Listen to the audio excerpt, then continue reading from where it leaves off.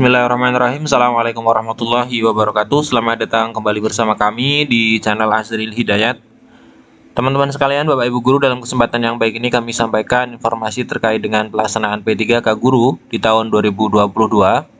Seperti kita tahu, ini adalah hasil dari atau file yang digunakan oleh Kemdikbudristek paparan terakhir dan kami unduh dari portal terbaru maksud kami guru P3K .kemdikbudristek.go.id, di mana dalam mekanisme seleksi ASN P3K di tahun 2022 ini walaupun belum secara jelas Kemdikbudristek itu memberikan informasi terkait pembukaan, namun di bulan Oktober ini, di pertengahan Oktober, itu berita beredar akan segera dibuka untuk SSC ASN sebagai portal pendaftaran P3K untuk jabatan fungsional guru di tahun 2022.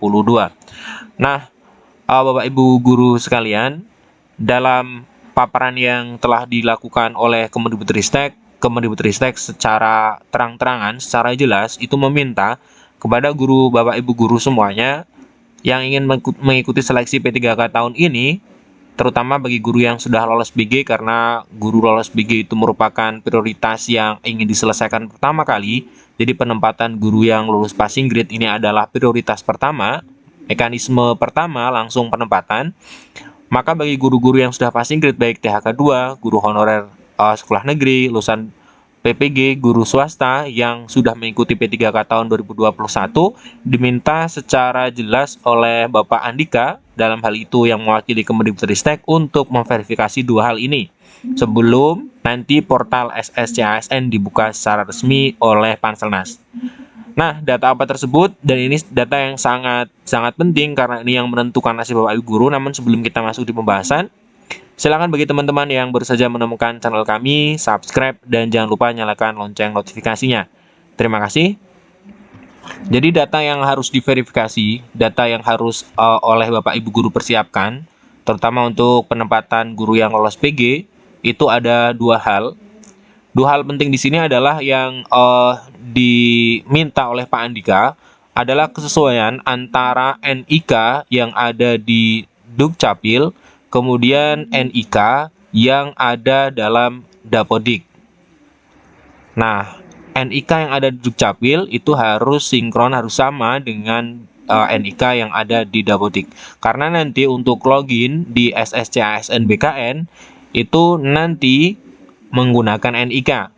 Nah, ketika NIK itu dimasukkan dalam login SSC ASN ini, kemudian langsung bisa mendeteksi apakah teman-teman masuk P1, P2, P3, dan pelamar umum.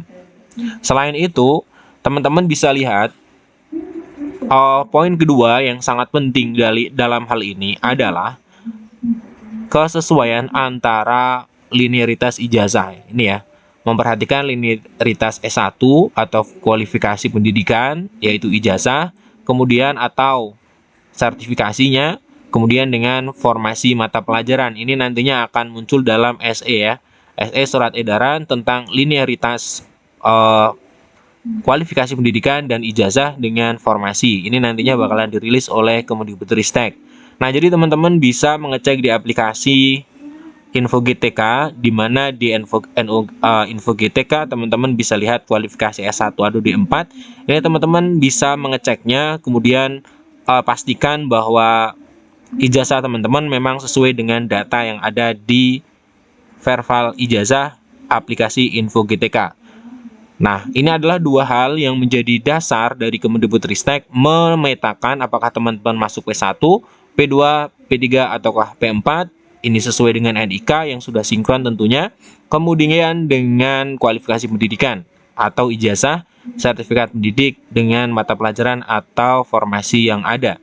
Nah, kami tayangkan ini adalah pernyataan dari Bapak Andika ya, secara langsung. Silahkan disimak video ini sehingga teman-teman bisa paham dalam menyongsong dibukanya portal SSCASN yang menandakan bahwa pendaftaran P3K akan dimulai. Silakan Bapak Ibu Guru bisa cermati video berikut ini. Kami berpesan untuk seluruh guru-guru di Indonesia ini, tolong perhatikan nomor induk NIK ya, NIK itu agar sama, konsisten antara apa yang telah dimasukkan di Dapodik, itu pertama. Kedua, dengan apa yang ada di Dukcapil. Karena nanti ketika pelamar itu masuk, yang akan jadi primary key, yang akan jadi kunci itu adalah NIK.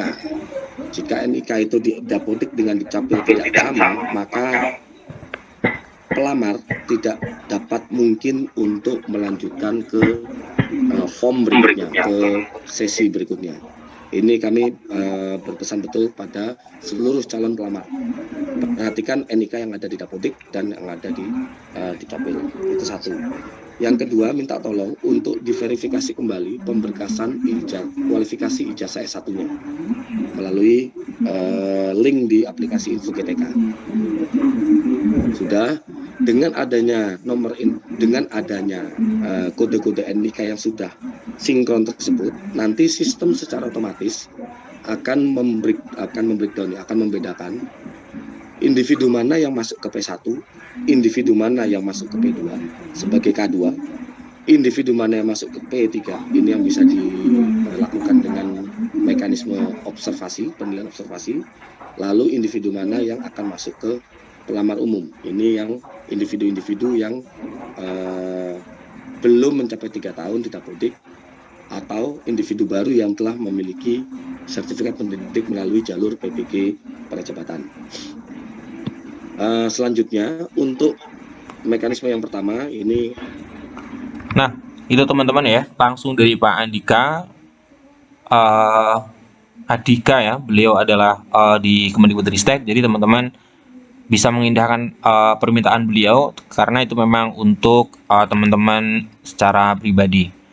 Nah, kami mengingatkan bahwa nanti untuk P1 langsung login ya, kemudian nanti langsung ada penempatan, nanti bisa pemberkasan dan langsung bertugas. Ini untuk P1, keistimewaan yang sangat diberikan oleh Kemendikbudristek.